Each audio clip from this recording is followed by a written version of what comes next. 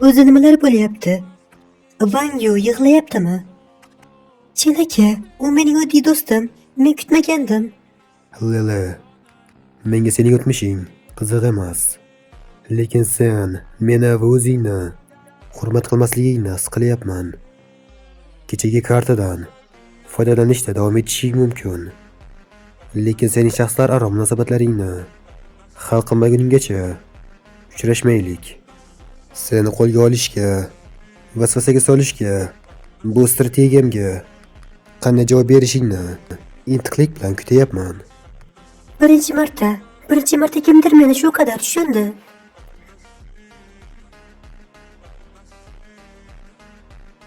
U meni chin dildan yaxshi ko'radi, lekin men xafa bo'ldim.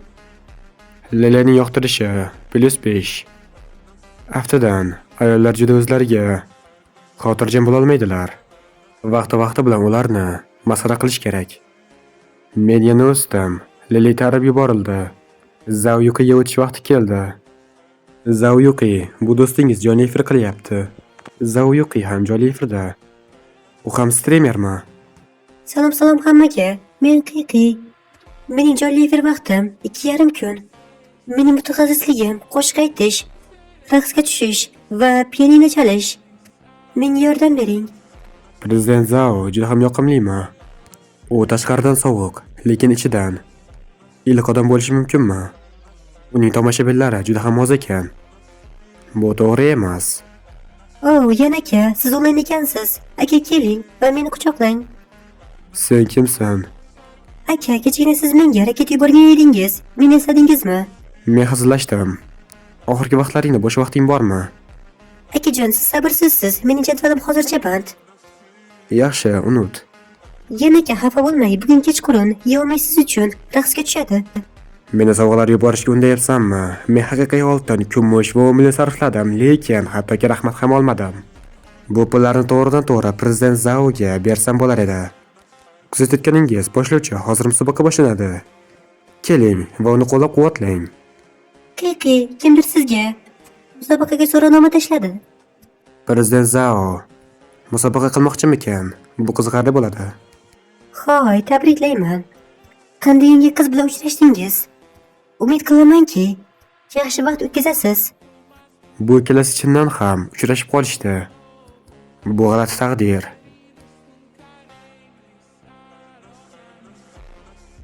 Xonim, damingizni oling. Hatto barmoqlaringiz charchasa ham, mening ortimda yanaga kabi katta homiylarim bor. Kechagi yan Xiaomer tomondami? Eshitgan edim. U bir martaning o'zida umini sarflagandi. Kechirasiz Qiqi, lekin Xiaomer sizga qaraganda ancha chiroyliroq. Meni qobiliyatim bilan ishonamanki, Yan aka allaqachon hayratda qolgan. Ha, Yan aka keldi. Rahmat Yan aka. Sizni qadrlayman. Bu mumkin emas. Yolg'iz sigaret yoqimli Qiqiga 1000 dona raketani sovg'a qildi. Mingta raketa. Biz boy bo'ldik. La'nati, bu men uchun emasmi? Oy, ding-dong. Boshqa chaqiryapti. Nima bo'lganini tushuntirishing kerak. Muammo yo'q, Yan aka. Hozir menda bir narsa bor, shuning uchun vaqtinchaga translyatsiyani tugataman. Xiaomer yutqazdi. Agar senga sovg'a beramanmi yoki boshqalarga, lekin baribirga ham uyalmagan holatda tabassumlaringni sotyapsan. Sen meni ham nazorat qilmoqchimisan? Prezident Zhao, men ko'p sarmoya kiritdim. Meni tushkunlikka tushirmang. Xo'jayin, yana katta narsa yuz berdi. Yana o'sha yigitmi? Yana 10 million sarfladimi? Bu odam saudiyalik shahzodami? Streamerlar zali. Badavlat odam bir pianino chalayotgan. 10 million sarfladi. O'sha ikki musiqani yoqtirishi mumkinmi? Hiaoli, tezda mening musiqa asboblarimni olib kel. Menikini ham olib kel, Hiaoli.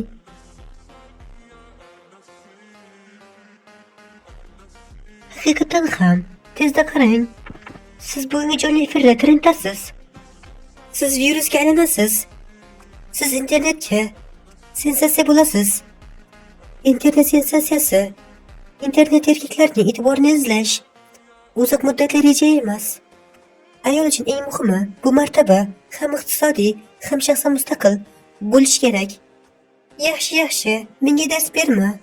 Aytgandek keyinchalik. Rostini ayting. Sizga sovg'alar berayotgan o'sha boy yigitning kimligini bilasizmi? Men buni ko'p marta aytdim.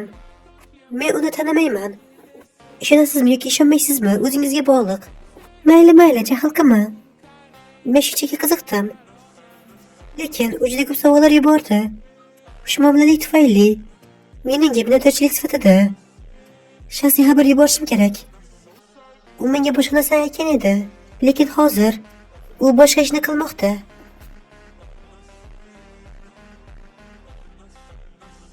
Nimadir bo'ldimi? Yo'q, men bu badavlat odamni chindan ham bilishim mumkin. Men ham shu fikrdaman. Chen Yuan. Ismi Chen Yuan. Nikneymi?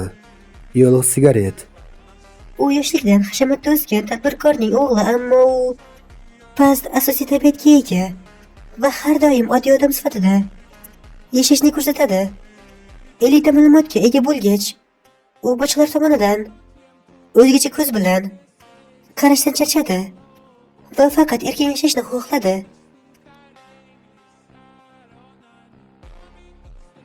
Bir kuni u sevgan qizni uchratib qoldi va oddiy odamdek yashab, uni jasurlik bilan ta'qib qilishga qaror qildi. Ana shunday bo'lsa kerak, shubha yo'q. Menimcha juda ko'p romantik romanlarni o'qib yuborgansan, shunday emasmi?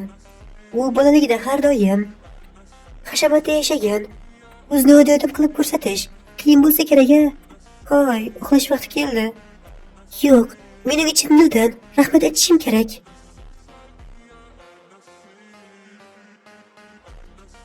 Zhao Yuqindan xabar. Chen Yuan, shu yaqin 2 kun ichida bo'shmisiz? Ha, albatta. Umid qilamanki, sizni ovqatlanishga taklif eta olaman. Shunday ekan, krevetka yeylik.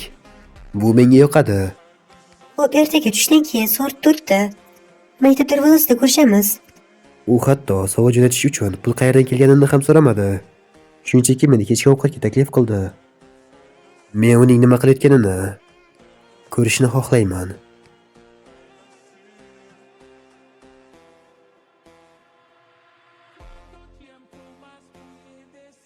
Biror kimni kutyapsanmi, yigitcha? Siz ham kimnidir kutyapsizmi? Men o'zimning ma'budamni olib ketish uchun keldim.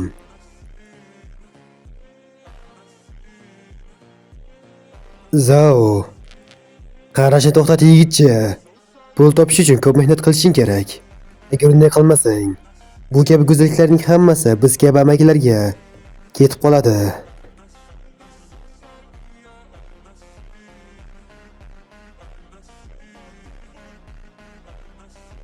Qachondir mening mashinamga o'xshash mashina ola olsang, yaxshi o'tirdingmi? Ha,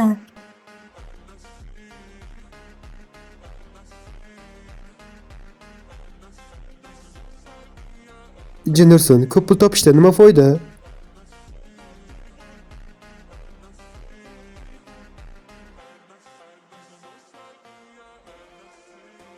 Biz yetib keldik. Siz buyurgan achchiq va sarimsoq ta'mli taomlar. Ular shu yerda. Taomingizda rohatlaning. oddiy ovqat do'konida ham o'zining jentelmenliklarini unutmaydi. Chinakam oliyjanob odam. Odamlarga va narsalarga nazokatli munosabatda bo'lishi, har bir harakatida xushmuomalalik ko'rsatishi, uning qattiq tarbiya bilan o'sganligini anglatadi. Badavlat bo'lishiga qaramay, u menga bosib o'tkazmoqchi emas. Albatta, yo'l chetidagi do'konda ovqatlanish uchun hamrohlik qiladi. U chindan ham jentelmen.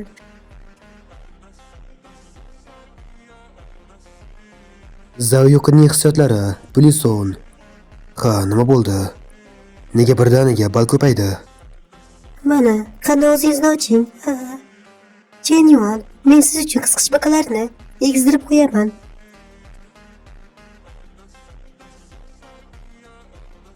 Xush kelibsiz, mehmonlar.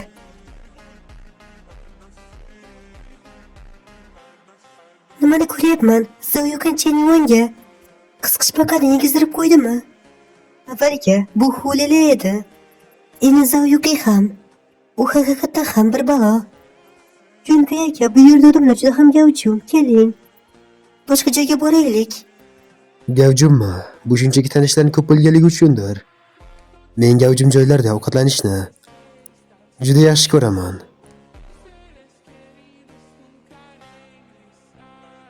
Hoy, sen Chen Yuansan, to'g'rimi?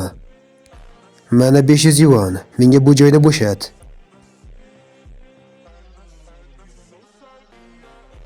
U nima haqida gapiryapti? U o'zini shunday ko'rsata oladimi? Yetarli emasmi? Turishing uchun qo'shimcha qo'shishim senga kammi?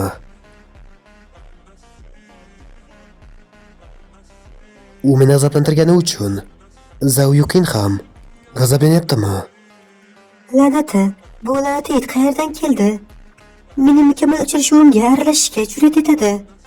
Hali ham yetarli emasmi? Yaxshi, yana 2 barobar qo'sha. Akajon, bu pullarni menga bering. Men sizga boshqa stolni topib beraman. Bu muammo bo'lmaydi. Boshqa stolni bermoqchimisan? Men aynan shu stolni olmoqchiman. Sen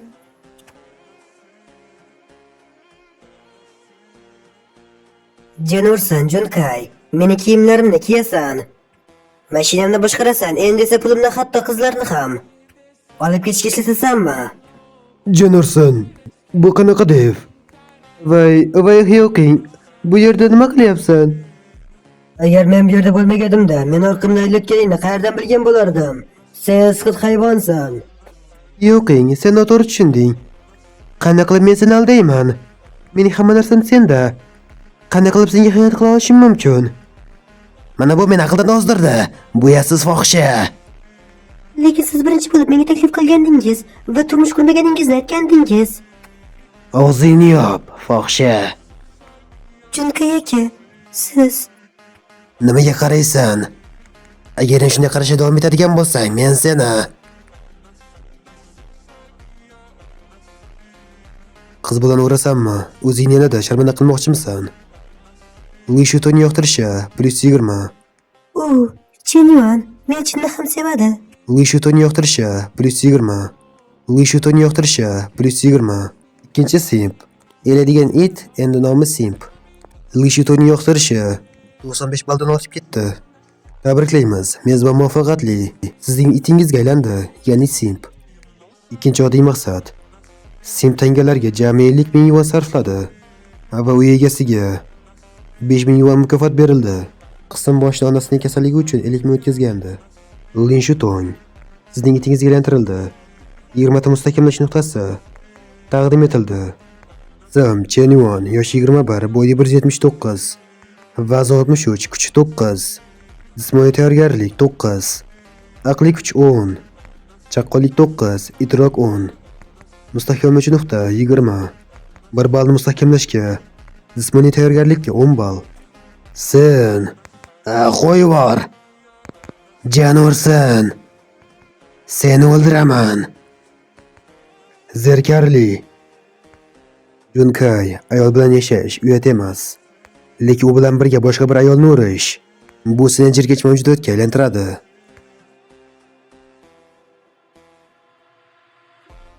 Chenyuan, ehtiyot bo'ling.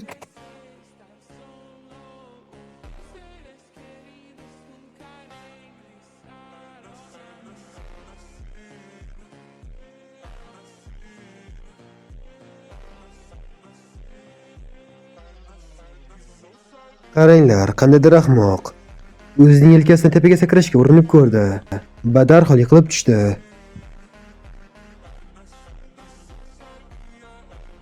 Chenyuan, men xato qildim. Men ko'r edim. Menga boshdan boshlash uchun imkoniyat berasizmi? Sen aytayotgan Chen Yuan seni bilmasdan ertalab soat 3 da tez yordam bo'limiga 10 kilometr yayov bosib seni olib borganmidi? Yoki senga telefon sotib olish uchun yarim yil davomida pul yig'gan, lekin oxirgi model bo'lmaganligi uchun rad etilganmi? Yoki sening ahmoqliging, bema'niligingga qaramay qachondir qaytib kelishingga doim ishongan Chen Yuanmi? Bu sen bilgan Chen Yuan allaqachon o'lgan. Bu tanlovni o'zing tanlagansan.